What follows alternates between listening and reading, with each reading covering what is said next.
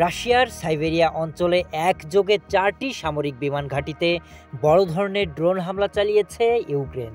কিয়েভের দাবি অন্তত 40টির বেশি যুদ্ধবিমান ক্ষতিগ্রস্ত হয়েছে, যার মধ্যে TU-95 কৌশলগত বোমারু বিমান রয়েছে, যা পারমাণবিক অস্ত্র বহনে সক্ষম। তবে হামলার তথ্য এবং ক্ষয়ক্ষতির মাত্রা স্বাধীনভাবে যাচাই করা সম্ভব হয়নি। ইউক্রেনের নিরাপত্তা কর্মকর্তারা বলছেন, রণক্ষেত্র থেকে কয়েক হাজার কিলোমিটার দূরে পরিচালিত এই অভিযানে যুক্ত ছিল তাদের অভ্যন্তরীণ গোয়েন্দা সংস্থা SBU। অভিযানটির সাংকেতিক নাম দেওয়া হয়েছে স্পাইডার ওয়েব। দীর্ঘ 18 মাসের প্রস্তুতির পর রাশিয়ায় এই আঘাত হানা হয়েছে। রুশ ঘাঁটিগুলোতে হামলা চালাতে ব্যবহৃত হয়েছে বিশেষভাবে গোপনে স্থাপন করা ড্রোন প্ল্যাটফর্ম। কাঠের তৈরি ছোট ঘরের ছাদে বসানো এসব ড্রোন ট্রাকে করে ঘাঁটির আশেপাশে নিয়ে যাওয়া হয় এবং সেখান থেকেই হামলা চালানো হয়।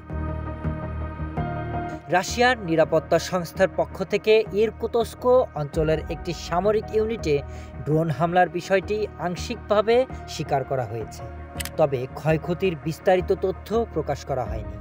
বিশ্লেষকদের মতে, তুরস্কে রাশিয়া ইউক্রেন শান্তি আলোচনা শুরুর ঠিক আগে এ ধরনের হামলা ইচ্ছাকৃত উস্কানি হিসেবেই দেখা হচ্ছে। এদিকে কিয়েভ বলছে এটা রাশিয়ার অভ্যন্তরে ইউক্রেনের সবচেয়ে বড় সফল ও ধ্বংসাত্মক ড্রোন হামলা, যা দেশটির আকাশ প্রতিরক্ষার সীমাবদ্ধতা চোখে আঙুল দিয়ে দেখিয়ে দিয়েছে। Sharif Rahat, news desk, hello Bangla.